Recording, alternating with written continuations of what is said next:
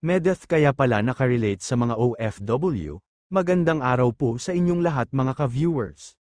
Medeth communities, supporters, fanatics, and Jamdith community. Silent independent and marathoners, please like and share naman ang videos natin guys. Nagpasalamat naman si Medeth sa nagpadala ng package sa kanya galing Amerika.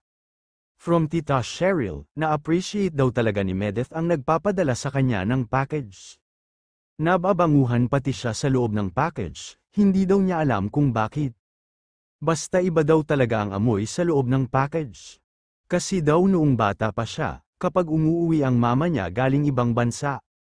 Lingid sa kaalaman natin guys, OFW din pala ang mama ni Medeth ng 5 years.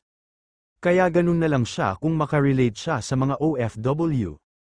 Kaya mahal na mahal daw talaga ni Medeth ang mga mommies and titas na OFW. Kasi nakikita daw niya ang sacrifices ng mama niya noon. Kaya nang lumaki na daw siya, dun na niya nakita at na-appreciate lahat ng effort ng mama niya. Kaya malapit daw ang loob at puso niya sa mga OFW. Kaya mahal na mahal niya daw talaga sila. Nag-unboxing na nga si Medeth sa package niya galing Amerika. May natanggap siya na pink cap na Hello Kitty, meron din kay Jana at sa kapatid ni Medeth. Ganun din kay Jam, sa mama niya at kay Princess ay meron para sa kanila.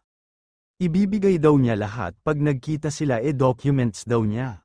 Sabi niya hindi daw bagay sa kanya dahil hindi daw talaga siya nagsusuot ng pink. Hindi daw siya talaga feminine look, kahit nga daw sinabihan siya ni Jam na bumili ng pink na helmet pang girly-girly. Pero hindi daw talaga siya mahilig, pero isuot daw niya kasi nakakahiya naman daw sa nagbigay, kay Tita Cheryl.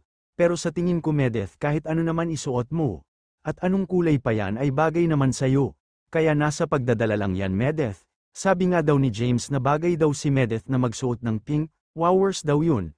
Hanggang dito po muli mga ka-Jamdith at mga ka-viewers, maraming salamat po sa inyong lahat.